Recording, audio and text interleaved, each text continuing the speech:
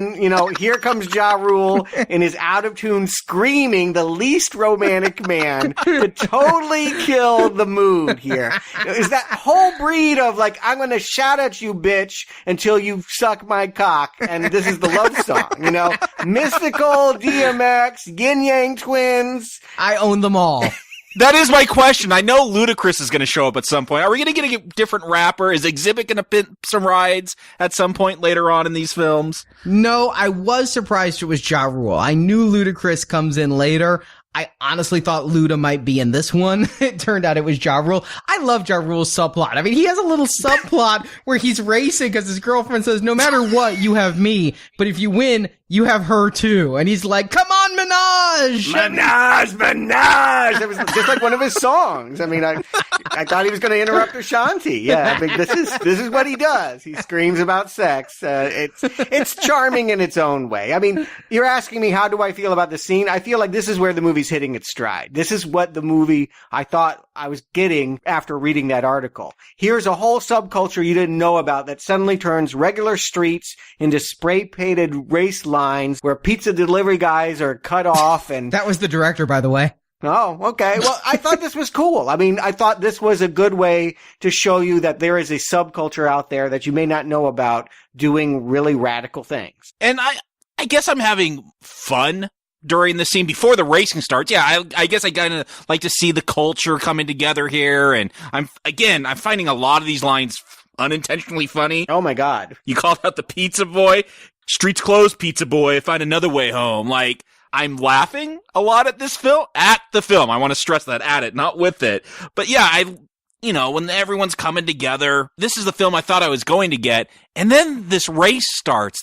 This is all about 10-second races, and this street race, they try to stylize it. It drags on for me. I wanted it to feel fast and furious. Weird green screen stuff going on. I thought, oh, they're ripping off Speed Racer, but Speed Racer came out after this. Yeah, Speed Racer ripped them off. I don't know about that. I really feel this movie is ripping off to a minor degree. Well, I was going to say The Matrix, but they may actually be one step more derivative. They may be emulating the car ads that were emulating The Matrix around this time.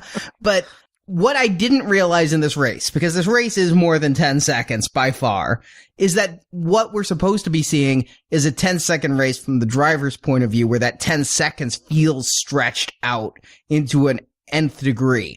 I like some of the stylized things, though. When Paul Walker's driving and everything outside starts to get stretchy, they said in the commentary that they wanted it to be like Star Wars jumping to hyperspace. And I didn't make that reference, but that's the feeling I was getting, is entering another plane. And I like that it was stylized. I like that they went a little bit surreal with that. If they're going to do green screen, and it's obvious that these drivers aren't driving these cars, there are real cars racing, and we see those in the exterior shots. Anytime we see the drivers, they're perfectly safe on a soundstage. If they're going to do that, then do something speed racery with it. And I'm glad they did. Well, not my thing. Can't get excited about it. I tend to like action scenes that feature real stunts and real vehicles and all that. So there is a lot of fakery here in this moment where they're like, the camera is moving through the car so you can see the engine sparking. You can see the NOS igniting, and his passenger seat like fell out or something. Like his car almost comes unglued in this 10 seconds. Yeah, he like blows the chassis or something. It's in disrepair when he comes in second here, but somehow he still has a passenger seat to rescue Vin's ass when the cops come. Yeah, and that's how he gets in Vin's good graces. I think just the floorboards fell out is what happened. And I was surprised the car ran, because the engine was smoking after he double doses down on the NOS. And they were talking about the $15,000 in repair, but he could still outrun the cops. Yeah, I was just wondering how, if this was supposed to be 10 seconds, how he was doing commands on 2 laptops to run his NOS. Yeah, you don't look away from the road at that speed. I was told that these cars, they don't have speedometers, because if the drivers knew how fast they were going, they wouldn't. And they don't have rear view mirrors, because you can't take your eyes off what's in front of you for a fraction of a second or you're dead. You certainly don't turn and start punching commands into a computer. Well, you know what? I'm not asking for realism. I don't know about this subculture. I'm not really into this subculture. I'm going to take this as a B movie. This is very cheesy stuff. You said cheesy lines. Oh my God. Ja Rule is not how you stand by a car. It's how you drive it. I mean, whether you're laughing with it or at it, there is a certain level of giddiness to this scene. And I think, yeah, I'm into this movie as much as I'm going to be, and I'm enjoying it well enough. That said, while I was also smirking at the Ja Rule lines, I felt I was smirking with it. With it? Yes. You think that was a line to quote? That felt like a leftover from like Roadhouse or something. I mean, that's a bad line. I like Roadhouse too, so Don't disrespect Roadhouse like that. We're going to bring up Patrick Swayze's, all his movies in this review tonight. Later on, when Paul Walker holds up Vin Diesel in that dance move, it's totally Dirty Dancing. Just wait until we get to Donnie Darko.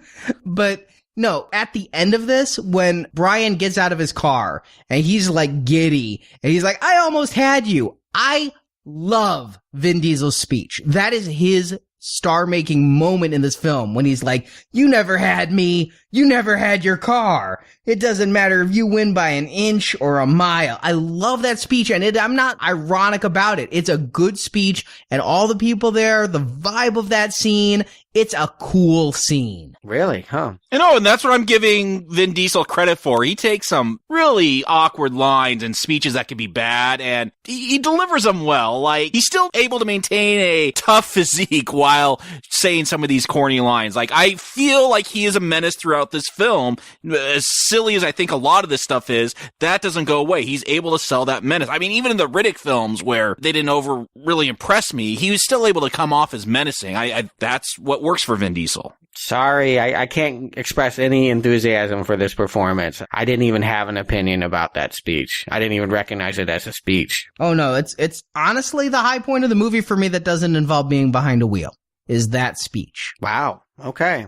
And the more I watched this movie for this review, the more I just came to enjoy the nuances of his performance in that speech. The way he wasn't even talking to... Nuance! I mean, these words you're using. He wasn't even talking to Brian. He was talking to the people around him, all the extras getting engaged. It was not just him chastising Brian. It was the culture chastising Brian. It was a hazing. They recognized he did pretty freaking good.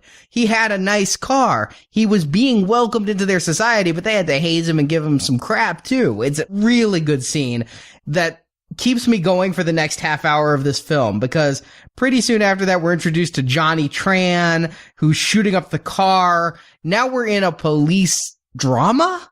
We're not going to see a race for quite a while. Anytime this movie wants to have us think about who the culprits could be or anything about the heist, I think it's at a disadvantage. Johnny Tran is here because we need to believe that there's someone other than Vin Diesel ripping off these electronic goods.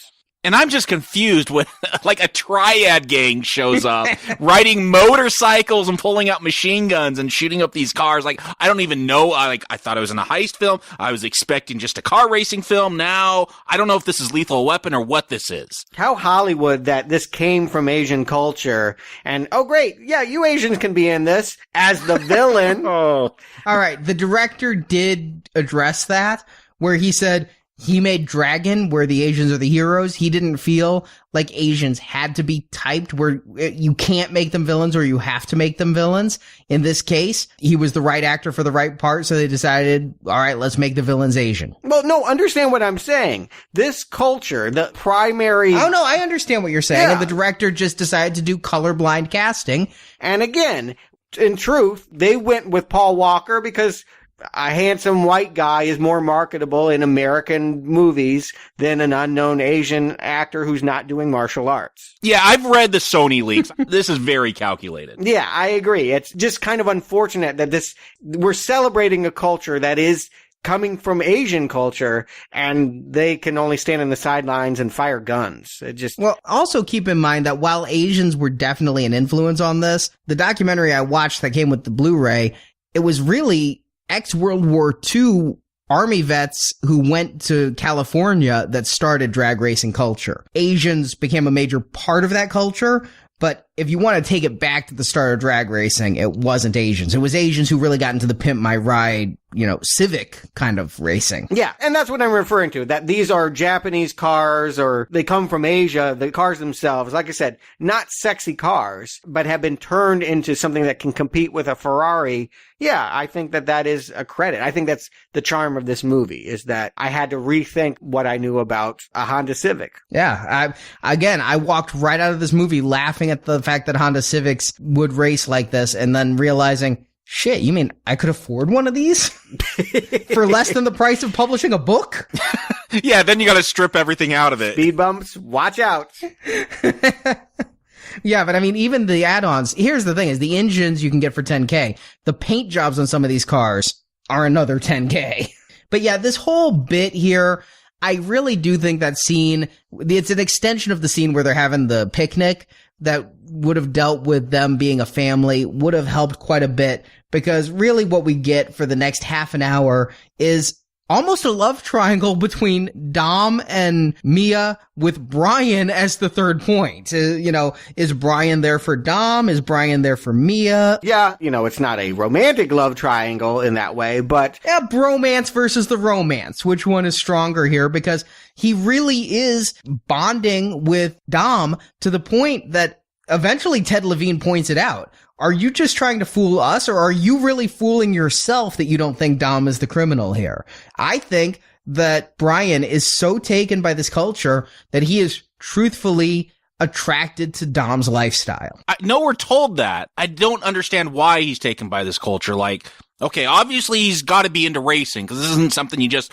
learn how to do. Like Keanu just learned how to surf in Point Break. I think it is. We see the opening scene. He's learning to drag on that deserted track. I think that's police approved training so he can go do this undercover gig. And I just took that as he's trying to see how fast he can get his car up to, because he got to do the 10-second ride. I don't get a whole lot of background, so I don't know what I'm supposed to think about Brian. Is he falling in love with Dom? You know what I mean, metaphorically, and being swept up by his personality, or is this just part of the undercover role? Well, the big difference between Fast and the Furious and Point Break is, in Point Break, there was a homoerotic subtext. There was a real question about whether Keanu did fall in love with Patrick Swayze. Here, they keep trying to normalize and heteroize that. You saw a very different Point Break than I did, but I see the exact same kind of thing. It was the love of the surfing lifestyle in there, a love of the racing lifestyle here. No, you're just completely ignoring Mia. Every time the cops talk about, are you so blind? They're talking about, are you so blind by your love of Mia? Now, the reason you're ignoring it is because it's ridiculous. There's no reason to believe that he would fall in love with this chick. She's hot. Yeah. That's enough. That's enough to fall in love so that he's blinded by his career? When you're a trained professional law enforcement, yeah. There's a fine line between love and lust in the early parts of a relationship. And she has some smarts for her. She's got some wit to her. I think she owns a restaurant. I mean, that's the... No, she has a shack she makes tuna sandwiches in. I don't know if that's a restaurant. Nobody can cut those crusts like her. It was cut. There was more of a subplot going on here where she was studying to be a doctor, and Dom was actually stealing money to pay for her education and really trying to get her out of the hood so she doesn't have to lead the kind of life he leads.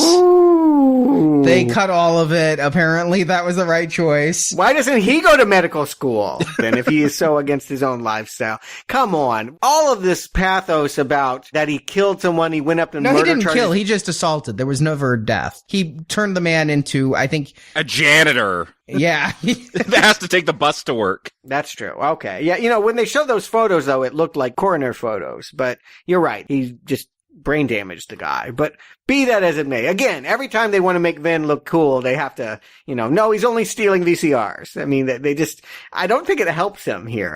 I was surprised that this was a PG-13 movie. I thought for some reason this franchise was R. Yeah, they had an R rating initially for the gore, and they cut it down because they knew their audience. They needed to hit that younger demographic. This wouldn't work as an R-rated film. This wouldn't be $1 billion franchise. As you could probably hear in Stuart and myself's voice. Yeah, it wouldn't make the money it would. It might work better, though. Like I said, they seem to be really pulling punches on making Dom look as tough as you guys are claiming he does. Come on, when Brian is snooping around, he thinks Hector might be buying gear, pimping out these Civics to rob the truckers. Vince pulls out the shotgun, and I do love that moment, like Dom appears and he's like, be very careful what you say. There is menace there from Dom. I really like that moment. That was a better scene. I'll give you that. You are worried for it because I kept thinking Paul Walker's dumb. How will he get out of this situation? There's no way he can outthink his way here. But And he didn't outthink him. That was a plot contrivance.